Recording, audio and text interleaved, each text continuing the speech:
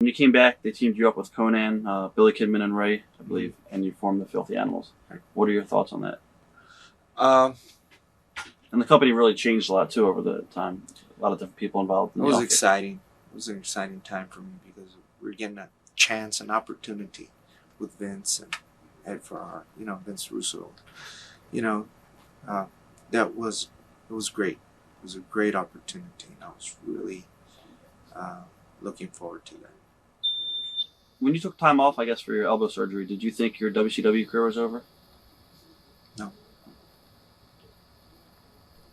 And I guess what led to you, along with Chris Benoit, Dean Malenko, and Perry Saturn, asking for your release in January of '99?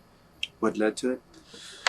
Well, I was already ready to ask for my release before Vince Russo and Ed Farrar came in. When they came in, I said, well, all right, let me give it another shot. Maybe things might go different now. Things look a little different. When I heard that, things were changing back to kind of the old. With Kevin Sullivan? It wasn't so much Kevin. You know what I mean? Even though I do think maybe there was some personal vendettas, I don't know. I just, it wasn't so much Kevin, it was the structure of things that I didn't like. I really did not like the structure. As far as what? It was the old structure. And I saw the same bullshit coming up. The same bullshit. And I just felt it. And it didn't feel right. I wanted out. So when Chris and Dean approached me, and Perry and the other guys, I was a shoo-in already. I mean, they didn't even have to ask me. There's a joke. It's not a joke, but it's a truth. When Perry and Dean and Chris were talking about it, they said, well, should we call Eddie and let him know? They said, oh, he's in. Don't worry about it. He's in, I'm loyal to until you screw me maybe 4 or 5 times. I don't know. Maybe now It's probably less. But once I get screwed over, then I don't go and bury you, but I won't let myself be buried again. Right. You know what I mean? What was the ultimatum that you guys went to WCW with? We just wanted to change a structure, a structure that we could work with. Who did you approach? God, who's the president? Who had taken Eric's place? What's his name? Bill Bush. Bill Bush. That's who we approached, and we just talked to him straight up. And I think he saw it as a threat. He definitely saw it as a threat. It wasn't a threat. We were just, weren't happy with that structure. And I know there was personal issues between Kevin and some of the boys. Whether he had them with me, I don't know. Right. How did the WCW manager react to you guys saying this? Management? Yeah, management. Oh, we got threatened in one way. They totally treated us like we had, like we were the enemy, Yeah, it was pretty much like that. Not all of them, but most of them. No, we did an interview with Kevin Sullivan. He was here. He did a shoot interview, and in his shoot, he said that he helped Chris Benoit by pushing him and giving him the title. Do you agree? I think he helped us all. I do agree that he did help us all. But you got to remember one thing, okay? All right. You can help me all you want, but if I don't produce, that help means shit. You got to be able to produce one way or another. Chris Benoit produced. He's one of the best workers in the world. And I'm not saying that because he's one of my best friends, but he is. His work speaks for itself. Look at the fruits. And Kevin, yeah, he did give us an opportunity. He gave me an opportunity. He gave me a hell of a chance. If it weren't for him, we wouldn't have had this opportunity as far as the junior heavyweights to have Kevin Sullivan fought for the junior heavyweights, and I will always be grateful to him for that. His personal thing with Chris, that's his deal, and Chris's. Do you think that he let personal issues get in the way of business at all, or no? I felt they did, whether he wanted to or not. I'm sure they did. Unfortunately, I don't think they got in the way once they stepped into the ring.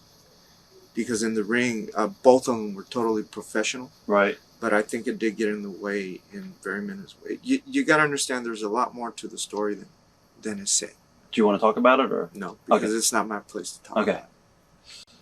was there ever a chance of you going to back or actually returning to ECW instead of going to the World Wrestling Federation?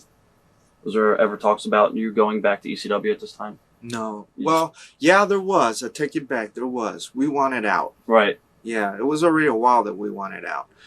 When we confronted Bill Bush, you know, we had already wanted out. Like, I don't know how many months before that, and even me and Dean went to talk to Paulie when they wrestled up in Florida. Right. We were there, so yeah, I mean, we wanted out, and we didn't care if it was going to Japan and ECW again, or if it ultimately went to WWF. You know, we weren't sure if they were going to want us. Did you guys get heat for going to that show in Florida, or did you guys do it to say maybe, hey, the office will find out? And No, we didn't do it to go. Hey, we really went to go see our options. all right. That's what it was. Now, how did you guys contact the World Wrestling Federation at this point about you guys jumping? Just called. How interested were they about taking you Oh, guys? they were interested. Very interested. What happened with Shane Douglas? I know he was supposed to be part of you guys, and there's stories going around that. I don't think. Look, you gotta understand one thing about yeah, we're united and we stand, but the bottom line is everybody's got to pay their bills and everybody's got a family. Because I got let go of WWF, you don't see Chris and Dean saying, "Well, I'm leaving too." Right. No, they got their lives. They got to pay their bills. You know. Besides, this is something that I did. But even though, you know, I think that's a big misconception. Maybe Shane doesn't understand. I love Shane. He's a great person. You know, our deal, yeah, we're going to stick together. But the bottom line, when the bottom line comes to it, we all got bills to pay. Now, I can't say to my, you know, to my creditors and all that, well, can you guys wait? Because Shane doesn't have a good situation with WWF. No, I can't. I can't tell my kids that. Wait, you know, I got to get money in, you know. You know, I'm only talking for myself. You know, and it was nothing ever, never, ever towards personal to Shane. Right. But I'm sure Shane knew where he stood with WWF. What about Conan? Was there ever plans for him to join you guys too? I know he wanted to. I know he went out with us. I know but the bottom line is, you know, and I will say this in camera, you know, I talked to him a couple of times over the phone, and he said the only guys they were interested were him and Chris Benoit, because they were tailor made for WWF. That we had to, you know, I had to call for myself and stuff like that. So I did. What are your memories of making your WWF debut? I believe it was January 31st on Monday Night Raw in Pittsburgh. My memories? Slipping on the rope in the frog smash. That's my big memory. Was that the next night? No, that was the first night. The next night, that's when I dislocated my elbow. Okay, that's right. That's right.